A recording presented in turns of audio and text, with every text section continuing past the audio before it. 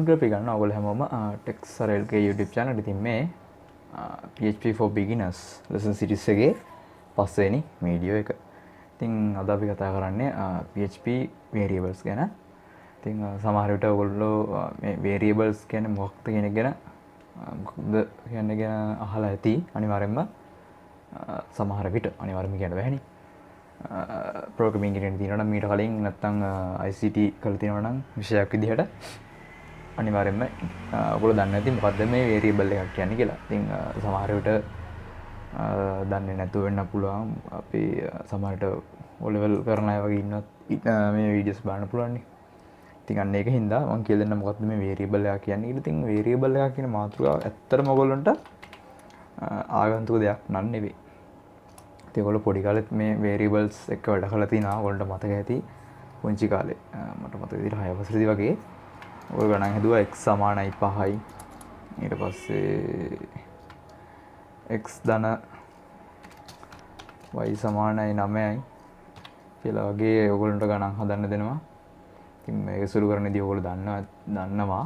ඉතින් x කියන්නේ 5 y කියන එක අපි දන්නේ නැහැ 9යි. සමහර ඉතින් අපි y මේ පැත්ත තනි කරගෙන 5 අරන් යනවා එහා පැත්තට. එතකොට ධන 5 ඍණ 5ක් වෙනවා. ඒතර y වලගේ අපිට 4ක් කියලා ලැබෙනවා. ඉතින් සරලව අපි මෙතෙන්දී කරේ මොකක් හරි අගයක් තවත් අපි කියනවා විචල්යකට එහෙම නැත්නම් අක්ෂරයකට සමාන කරගත්ත එක. ඉතින් ගණන් වලදී අපි ගන්න එක අක්ෂරයක් වුණාට නැත්නම් ප්‍රෝග්‍රෑමින් වලදී ඔයගොල්ලන්ට වචනයක් වුණත් මේවට පාවිච්චි කරන්න පුළුවන්. ඉතින් මම හිතන්නේ මේ කතා කරපු ටිකෙන්ම ඔයාලට පුංචි හරි අයිඩියා එකක් ගන්න පුළුවන් මොකද්ද මේ variable එක කියන්නේ කියලා. ඉතින් මම සාමාන්‍ය ප්‍රෝග්‍රෑමින් වල අර්ථ දැක්වීම මම දෙන්න ඕගොල්ලන්ට සරලවම අපේ ප්‍රෝග්‍රෑම් එකේ මොකක් හරි දත්තයක් ගබඩා කරලා තියාගන්න අවශ්‍යයි නම් අන්නේ දත්තය ගබඩා කරගන්න අපේ කම්පියුටර් එකේ RAM එකෙන් වෙන් කරගන්න පුංචි ඉඩකට අපි කියනවා RAM එකක් කියලා සරලවම. ඉතින් ඔයගොල්ලෝ දන්නවනේ ප්‍රෝග්‍රෑමින් ගැන පුංචි මරි අයිඩියාවක් තියෙනවා. ඔයගොල්ලෝ දන්නවා අපේ කම්පියුටර් එකේ හැම software එකක්ම run වෙන්නේ RAM එක මත. ඒ කියන්නේ RAM එක load වෙලා ඊට පස්සේ තමයි ඒවා වැඩ කරන්න ගන්න. ඉතින් මෙන්න මේ variables වැඩ කරන්නේත් variable එකක් මත. variable එකක් වැඩ කරන්නේත් RAM එක මත. ඉතින් ඒ variable එකට අපි assign කරන data එක ගිහින් save වෙන්නේ RAM එකේ. RAM එකේ පුංචි ඉඩක් වෙන් කරගෙන තමයි ඒගොල්ලෝ අදාළ කරන value එක save කරලා තියාගන්නේ. ඉතින් අපි බලමු කොහොමද මේ PHP පාවිච්චි කරලා මේ වැඩේ කරන්න කියලා. මම sublime text එකට යන්නම්. අපේ program එක index.php. හරි මම මේක පොඩ්ඩක් මම OS එක මාරු කරා ඒකින්ද මට කලින් code එක save කරගන්න බැරි වුණා. කමක් නැහැ. ආයි code එක ලියන්නම්. හරි. ඉතින් සරලවම PHP වල variable එකක් define කරන්න ඕන නම් ඔයාලට බොහොම සරලව පුළුවන් dollar sign එක මුලින්ම දෙන්න ඕනේ. ඉතින් මම දැන් මේ කියලා දෙන්නන්නේ කොහොමද variable එකක් හදන syntax එක. dollar sign එක මුලින්ම දෙන්න. ඉතින් dollar sign එක ඔයගොල්ලන්ට පුළුවන් දෙන්න shift key එකත් එක්ක උඩ functional keys වල පහලින් තියෙනවා 4 කියලා key එක. shift key එකත් එක්ක අන්නේ key එක press කරන්න. එතකොට dollar sign එක ඔයගොල්ලන්ට ගන්න පුළුවන්. dollar sign එක දාලා ඊට පස්සේ ඔයගොල්ලන්ට කරන්න තියෙන්නේ කැමති නමක් දෙන්න. variable එකට නමක් තියෙන්න ඕනේ. ඒ කියන්නේ අපි සාමාන්‍යයෙන් අපිත් එහෙමනේ කෙනෙක්ව අපි අඳුරගන්නේ නමක් පාවිච්චි කරලා. ඉතින් variable එකක් අඳුරගන්නෙත් අපි නමක් පාවිච්චි කරලා. ඉතින් අන්න ඒක හින්දා අපි මේකට නමක් දෙන්න ඕනේ. කැමති නමක් දෙන්න පුළුවන්. කිසි ප්‍රශ්නයක් නැහැ. මම මෙතනට name කියලා දෙන්නම්. හරි. ඊට පස්සේ සමාන ලකුණ දාන්න ඕනේ. ඒක සාමාන්‍ය command එකක් අනිවාර්යයෙන්ම කරන දෙයක්. variable එකක් දාන්න ඕනේ. ඊට පස්සේ වල පුළුවන් සාමාන්‍ය විදිහට මේකේ ඕනම data එකක් save කරලා තියාගන්න. ඉතින් මම මේකට මගේ නම දෙන්නම්. මම මේකට double quotation ඇතුලේ මගේ නම දෙනවා. දසුන් කියලා. ඉතින් variable එක නම් හදලා ඉවරයි. ඉතින් අපි නිකමට මම මේක run කරලා බලන්නම්. මම එනවා web browser එකට මේක run කරන්නම්. sorry localhost/php/youtube YouTube මට එකක් එනවා.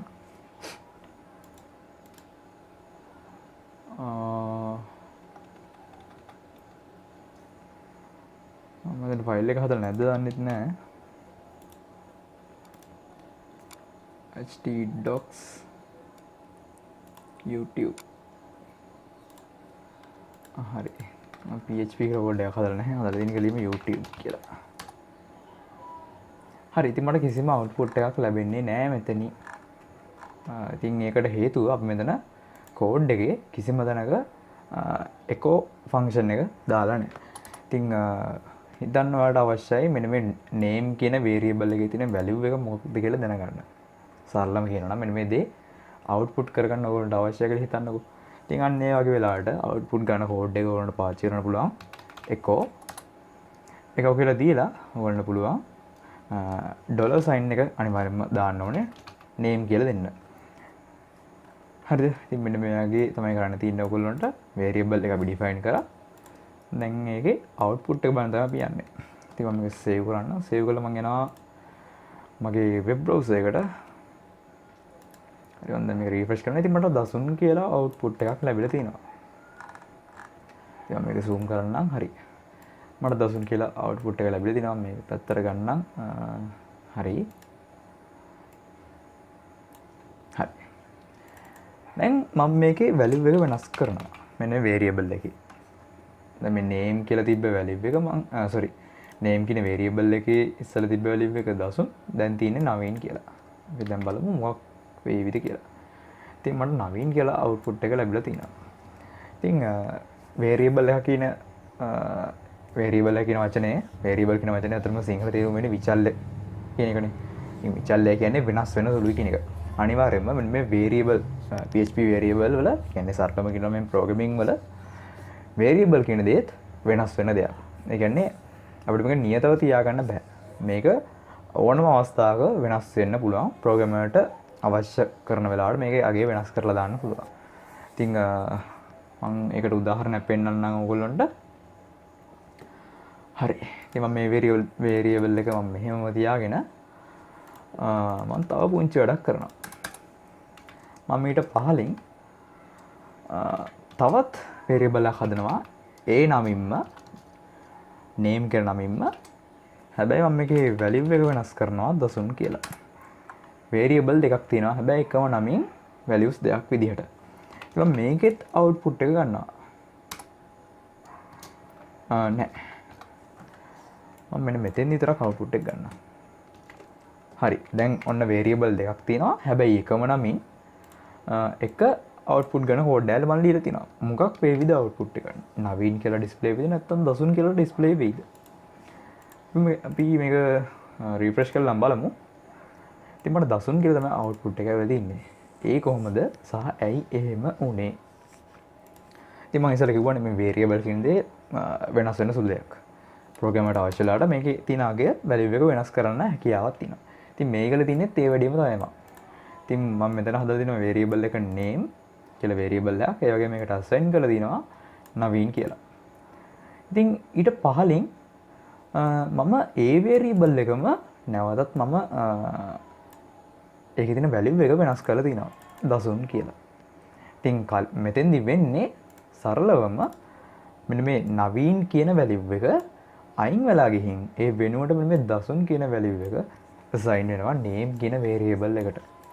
ඉතින් ඊට පස්සේ මෙතනින් වෙන්නේ name කියන variable එකේ තියෙන value එක display කරන එක. ඉතින් මෙතන දැන් තියෙන්නේ දසුන් කියන නම. නිකමට අපි මෙන්න මේ echo function එක මෙතෙන්ටත් paste කරලා බලුවොත් දැන් මොකක් වේවිද output එක අපි ඒක බලමු. මම නවීන් දසුන් කියලා output දෙකක් ඇවිල්ලා තියෙනවා. මේ දෙකම එකම එක උඩේ තමයි වෙලා තියෙන්නේ. මොකද මම මෙතන br function එකක් දාලා නැති හින්දා. br tag එක දාලා නැති හින්දා. ඉතින් ඔයාලට පේනවා මට මෙන්න මේ state නම් දෙකම මෙන්න variable දෙකේම තියෙන values දෙක මට output වෙනවා සාමාන්‍ය විදිහටම.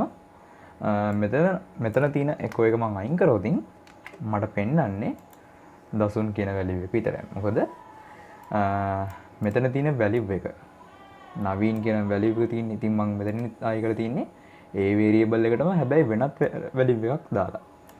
මෙන්න මේ value එක අයින් වෙලා ගින් අලුත් value එක assign වෙන එක තමයි මෙතෙන්දී සරලම වෙන්නේ. ඉතින් අපි මේ විදිහට තමයි අපි variables පාවිච්චි කරන්නේ PHP වල. මම හිතනවා මේ අද කතා කරපු දේවල් තේරෙන්නේ නැති කියලා.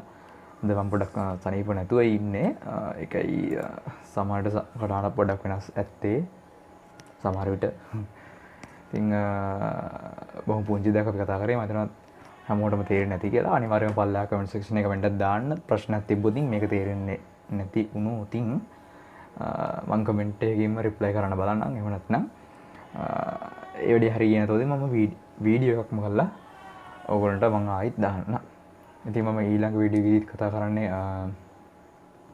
variable ගැනම තමයි.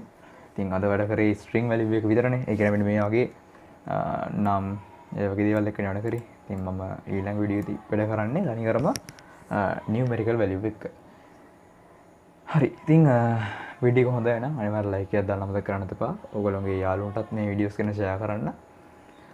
මේ දේවල් ඉගෙන ගන්න කැමති අයට channel එක තාම subscribe කරලා නැත්නම් අනිවාර්යෙන් subscribe කරන්න. හම්බෙමු තවත් වීඩියෝ එකකින්.